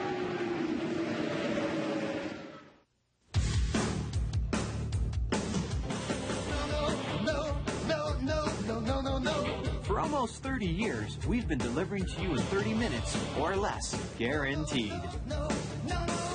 Sometimes we even arrive a little early. So next time, call us, because over 500,000 times tonight, we'll be driving home this hot, fresh fat. Nobody delivers better than Domino's Pizza. Nobody. There's this point called flashover. Everything ignites at once. Temperatures hit 17, 1800 degrees. If your air pack screws up or something else gives out, you could have a problem. They say we're in love with our gear. I'd say we're obsessed. For over 75 years, people who've depended on their equipment and their vehicles have depended on us. Gates, the world's most trusted name in belts and hose. The Ring, a 20 by 20 arena where dreams are made and ended. The Ring, where an unknown can instantly become a champion. The Ring, where a lifetime of training is measured in 3-minute rounds. Explore the ring and the men who inhabit it when Sports World presents the excitement live on the all-new NBC Boxing Tour. The Ring. There's no place like it. We're back to racing in the Pocono 500. Michael Andretti is leading. That is Danny Sullivan is second and Teo Fabi third, and Fabi is challenging him. He is. He took a peek, but not enough this time. He'll work on him another lap later and see what can happen. Going down the long straight between 1 and 2. It was interesting there. It looked like Sullivan actually got through turns 1 a little bit quicker than Fabi. Fabi caught him at the end of the back straightaway with the help of the draft, but then through the corner, Sullivan was able to sneak a car length or so back on him. Now the short shoot between 2 and 3, and 3 the flattest of the 3 turns. Well, right there, Fabi looks like he's closing the gap right there in turn 3, the flat turn. He gets a good run on him there. Got the draft, got a good run off that corner. He drops to the inside, and he's getting by him. And he has him coming down the front straight, and they go into turn 1. Fabi is underneath. Sullivan drops back to third. Charlie, I don't know if you saw how much Fabi's car was darting around. It's real rough down low, and he really shook it sideways, but he did get by him. There's a bigger bump down low going into turn 1 than it is staying high. It makes it tough to get by there, but Fabi did a great job. Meanwhile, Mario Andretti has been lapped, and so he is a lap down. We have 4 cars on the lead lap. That's Michael Andretti, Teo Fabi, Danny Sullivan, and Rick Mears. Now, Mears has made a pit stop. The way that it looks is that he can now go to the checkered flag. But Michael Andretti, Teo Fabi, and Danny Sullivan should all have to pit. Sullivan's coming in. Sullivan's coming in right now. Now the key here is they might not have to take a full load of fuel on. There's not that many laps left, 13 laps. Let's see. It's a time stop. They didn't fill it up. 5.5 seconds. And you're right. He is just in and out as quickly as possible. And so he can run to the end. Mears can run to the end. And now Teo Fabi and Michael Andretti will both have to be coming in. And they're ready in Teo Fabi's pits, and that could be exciting because he has no brakes in the rear and just a little in the front. How do you do it? How do you bring it in and stop it? Well, you got to come in slower than you want to, and this is going to be real tough for Teo. Here he comes. He's coming into the pit along with Andretti. Michael's in. Michael comes in, and here comes Teo Fabi behind him. Look at Fabi lock up the brakes. Oh, he's locking up all the way down pit row. Oh, and they waved him out. He missed his pit. They waved him out because he does not have any brakes. That's it. And boy, there is a big break for Michael Andretti, Danny Sullivan, and Rick Mears. 11.6 seconds for Michael Andretti. Now Teo Fabi has taken the lead, but he can't make it. He's got to come in for fuel. He'll have to take another run at it. Without a yellow, Teo's day is pretty well. Yes.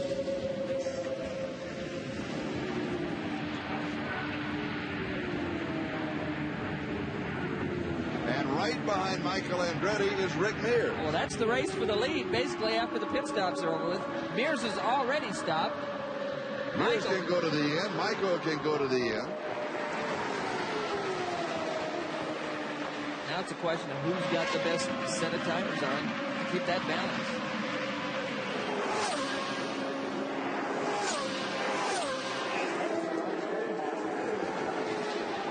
And here comes Fabi again. Sullivan takes the lead. Now Fabi is creeping in the pits. Now he makes a slow left-hand turn, and this time he's got it.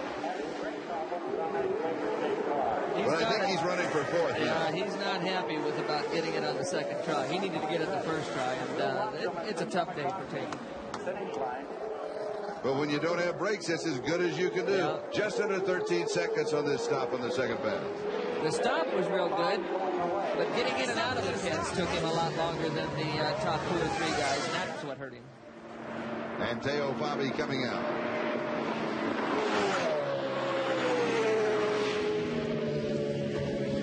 And here is Danny Sullivan. Sullivan the leader. Sullivan, Fabi, and Mario have not won this year. Danny Sullivan leading. Michael Andretti is running second. He's going for 3 in a row. Rick Mears is third. Teo Fabi is fourth, but with 10 laps to go, he is out of the picture. It's Sullivan, Michael Andretti, and Rick Mears that will battle for the checkered flag. Sullivan working his way past Gordon Johncock there. It looks like Michael is pulling away from Rick Mears a little bit on the racetrack. And there's the leader, Danny Sullivan.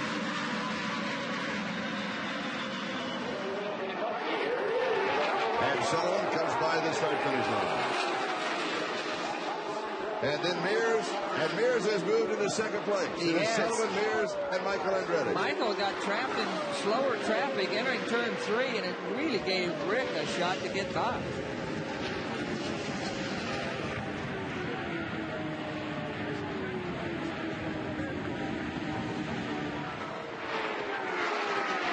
We're coming to the closing lap of the CART Pocono 500. The posted awards total $650,000. 500 miles, 200 laps. It is Danny Sullivan, Rick Mears, and Michael Andretti. You know, Charlie, one thing that's got to be going through their minds with 9 laps to go, both Penske cars running 1-2. Mears dropped out of the Michigan 500 with 10 laps to go with that suspension problem. Now let's go back and pick up the pass of Rick Mears over Michael Andretti. And Mears moved into second, and this was very, very quickly, very easy. I'm surprised. Well, Michael had to roll. Yeah, Michael got trapped in traffic. He had to roll out of the throttle. Mears had a head of steam up and was able to, drive it on down into the bottom of turn 3 and get on by both sets of traffic there. And Michael had to wait on it. A big mistake on Michael's. And there is Sandy, Michael Andretti's wife. Danny Sullivan is leading Rick Mears by 1.57 seconds. Michael Andretti beginning to slip back just a little as far as time is concerned. So right now it is Mears chasing Danny Sullivan. The Pocono 500 will be back in a moment. What do you have? Give me 2 pizza pasta, chili dog. Excuse me. Gus. 1 minute. Sorry. Give me 2 pizza puffs, a chili dog, a large. Hey, look.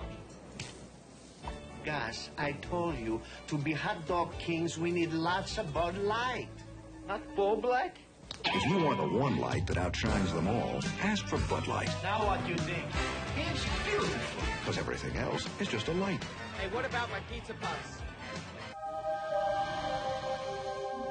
Exotic alloys, complex designs.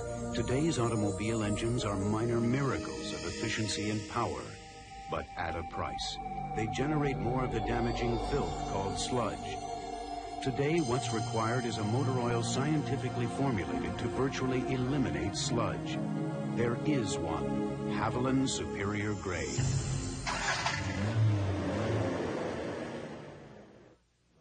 Tonight on NBC Nightly News, in Lebanon, extremists have threatened to kill 2 U.S. hostages.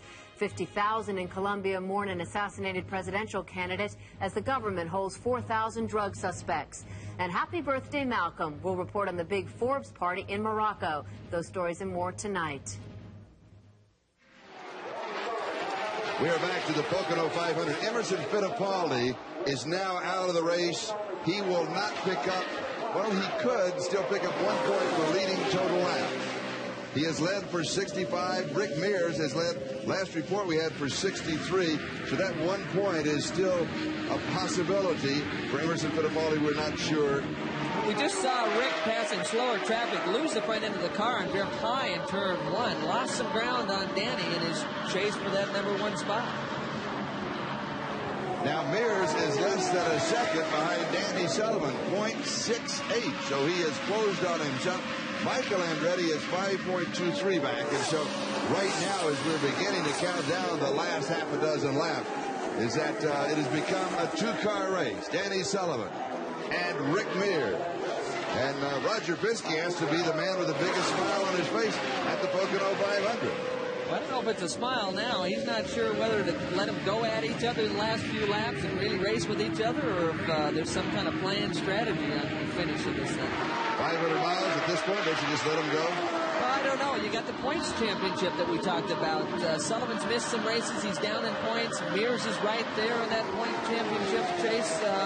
It's going to be interesting whether there is any direction from Roger Penske to get some more points for Rick Mears.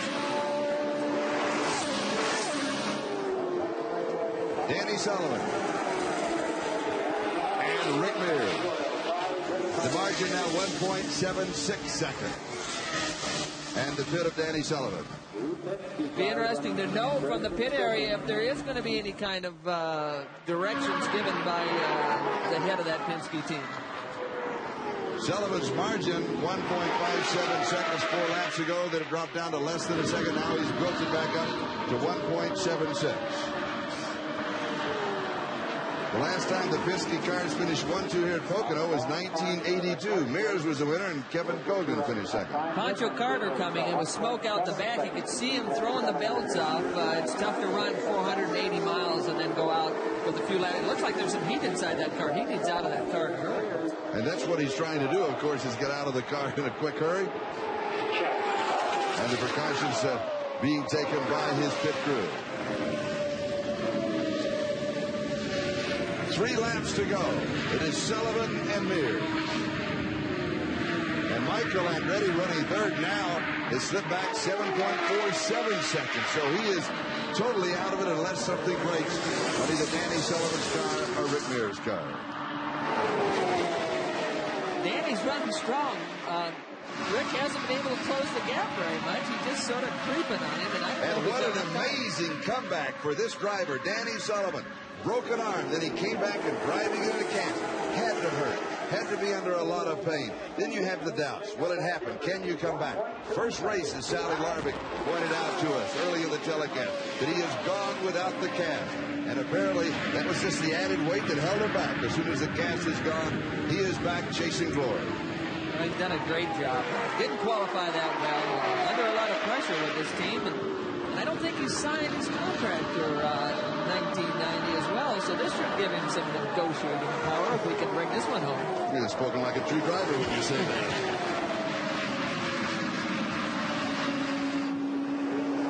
Right now in the driver's race, Fittipaldi led 65 laps, Mears 64. So Fittipaldi right now has that 1 point. 1 lap to go. And it is Danny Sullivan. And now he leads Rick Mears by just over 3 seconds in the final lap. 3 turns at Pocono, the longest lap of the afternoon for Danny Sullivan. Well, he's probably feeling pretty good right now. He's got some traffic in front of him, though. He's got to be careful. Anybody makes his mistake in front of him, and, he gets a bad result.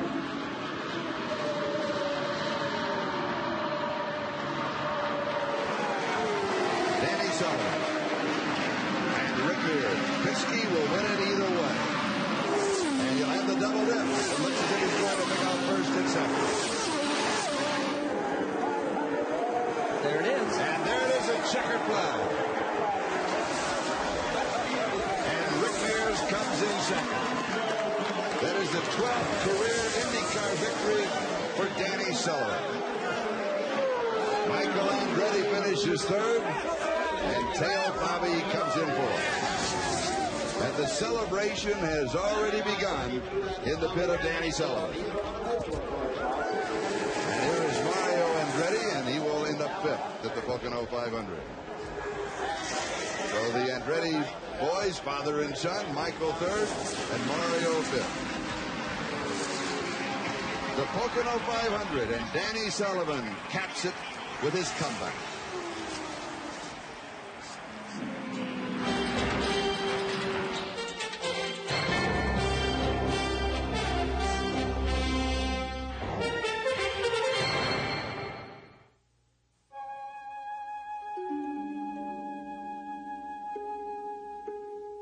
This year, there's a very good chance you'll spend at least 10 days being sick. 10 days that could have been filled with joy and closeness. Non-prescription medicines can often help you feel better. But if your symptoms persist, see your doctor, who has many new ways for you to get well. Because 10 days of living is a lot to live without. When was the last time you checked your kid's homework? Talked to his teachers? Asked him how he was doing in school? What are you doing to support your local school system? If we want our children to get a really good education, we have to get involved in the process and stay involved. The more you know, the more you realize it's not always about our schools failing us. Sometimes it's about us failing our schools and our kids.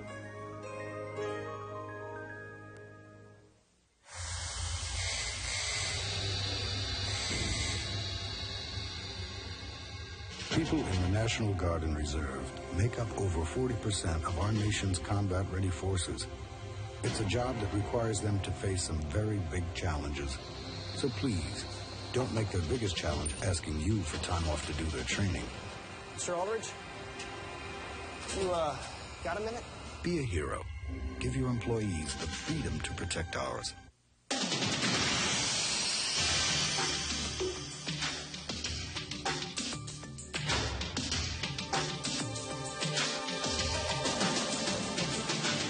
Better believe it's a new world out there. A bold new world. A world of movers and shakers. A world of difference. Because the world of sports has changed, we're changing our world. Discover a new world. Well, here we are, the crew jubilant, as you could well imagine. That's always the case at Pocono, but the man with the most joy in his heart has got to be the man in red and white and gold. Down underneath, still embedded deep in this cockpit, Danny Sullivan. It has been some year. The crash at Indianapolis, the broken arm, battling to come back, battling a racetrack. A man who won here in 1984, up out of the cockpit now, and a great celebration is going on. And as soon as he can get that helmet unbuckled a little bit, we'll try to get a word with Danny Sullivan. He anxiously peels off the gloves, now goes up there to the headgear and starts to pull it away to the accolades of a great crowd here on a Pennsylvania Quaker State afternoon. The balaclava comes off, the earplugs are out. Danny Sullivan is here in exultation. Julie Ninny, his longtime friend alongside. And Danny, I don't know, he gets the sip of brew. What it must feel like after coming back through this year, can you put it in words right now? No, not really. I didn't think I was going to win it. I thought for sure when Rick was behind me, I thought, that's it. Rick's got me, you know, because he'd been running so good all day, and then we just got some breaks and pulled away, and God, it was great. Just great. When you had the injury and you went through the convalescence and you tried to get back and you battled the road courses and then you had to give it up for a couple of races, in your own mind, how long did you think it might be before you could get back to victory lane? Well, after Toronto, you know, I knew I could go quick, but I didn't know if I could do it for a whole race. And, you know, we stayed on the leaderboard all day here, and I tell you, my wrists were getting sore, this right one. And I thought, boy, I don't know if I'm going to make it. But, you know, with 10 laps to go, and all of a sudden we were in the lead. You got that second. Thanks. God, thanks to everybody. Sullivan is obviously delighted. He is elated. Let's go to Sally Larvick now. Sally. Michael Andretti, I know you're disappointed, but you drove a heck of a race. Oh, thanks. You know, we hung in there, and that's all we could ask. The guys did a great job, and, you know, the Kmart Haviland car ran all day. That's the main thing. We're starting and finish anyway. When you started this race in 10th position, did you think that you were going to finish this high? Well, I was hoping if we finished, we'd finish in the top three, and with a little luck, maybe win it, you know. But the car was just not right, really, all day. Were you chasing the track like everybody else was, as far as getting the handling set up right? Well, I was chasing my car, I think, more than the track. I think the car just wasn't quite up to par, but you know, the guys did a great job with the pit stops and stuff and kept us in the race, and that's how you run these 500 milers. As long as you're there right in the end, you'll be up to run. Okay, thank you, Michael. Let's go back up to Charlie Jones. It was not to be 3 in a row for Michael Andretti. It was to be number 1 on the year for Danny Sullivan. Average speed, that's the record, 170.72. He led only 13 of the 200 laps, but he led the most important one, the last. 13 lead changes, 5 cautions for 30 laps, 4 cars in the lead lap, and 9 cars out of the race. The Budweiser checkered flag final standings. Danny Sullivan wins it. Rick Mears, Michael Andretti, Teo Fabi, Mario Andretti, and then you can follow all of the other drivers. The field of 27 started here today under kind of hazy skies. The Pocono 500. We had rain yesterday, drizzle early this morning, but the weather turned out to be perfect for running 500 miles this afternoon.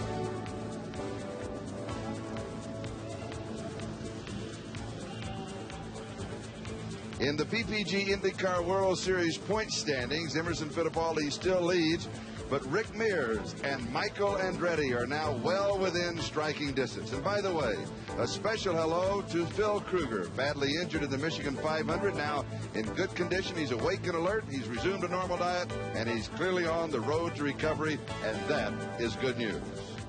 And be sure to join us this Friday night on NBC, a battle in the nation's capital. Don Shula and the Miami Dolphins will take on Joe Gibbs and the Washington Redskins, an exciting preseason matchup. NBC football, it's a whole new ball game. So long from Pocono.